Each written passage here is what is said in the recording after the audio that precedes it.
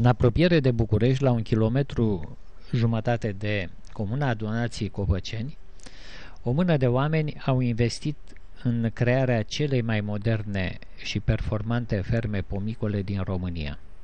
După o muncă de câțiva ani, cu ajutorul unor specialiști olandezi, au reușit să pună la dispoziția consumatorului peste 10 tipuri de fructe românești de foarte bună calitate. Putem spune fără nicio reținere că ferma La Moșie, cum este cunoscută în zonă, poate fi considerată un etalon al pomiculturii din țara noastră. În supermarketuri, în hipermarketuri și în marile magazine întâlnim foarte multe fructe din import.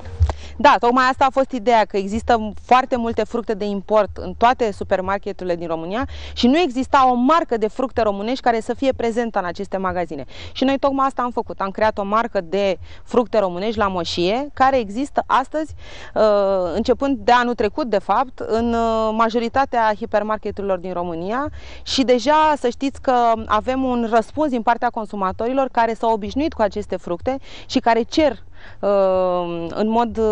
în mod insistent să fie mereu în magazine fructe de La Moșie, pentru că s-au convins de calitatea lor.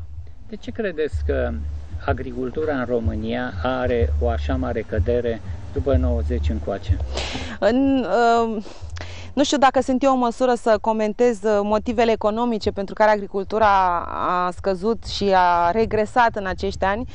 Ce pot eu să spun este că poate nu mulți au primit sprijinul de care ar fi avut nevoie, poate nu au știut să facă proiectele necesare pentru a obține bani europeni, de exemplu, deși această livadă pe care o vedeți nu s-a făcut cu bani europeni și nici cu bani de la stat, s-a făcut cu bani privați, cu bani românești, de către o societate românească, într-un pământ românesc și a face fructe românești pentru români. Deci se poate. Ce sfat ați avea pentru cei care își doresc să ajungă la o astfel de performanță? O astfel de livadă și o astfel de performanță presupune în primul rând extraordinar de multă muncă.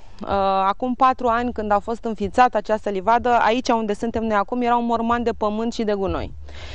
Deci a fost foarte, foarte multă muncă. Deci trebuie multă muncă în primul rând. Apoi trebuie un investitor, cineva care să aibă banii să investească într-un astfel de proiect, fie că banii aia vin de la un privat, fie că vin din fonduri europene. Dacă se face un proiect cum trebuie, el poate fi de succes și uite, livada de La Moșie este un exemplu de succes din acest punct de vedere. Și apoi trebuie consultanța unor specialiști din străinătate, pentru că deocamdată ei sunt un pic mai deștepți ca noi din punctul ăsta de vedere, care să vină și să pună la punct o astfel de livadă, să explice modalitățile prin care trebuie lucrat pământul, ce puieți trebuie cumpărați, cum trebuie crescuți, ce sistem de irigare trebuie și așa mai departe.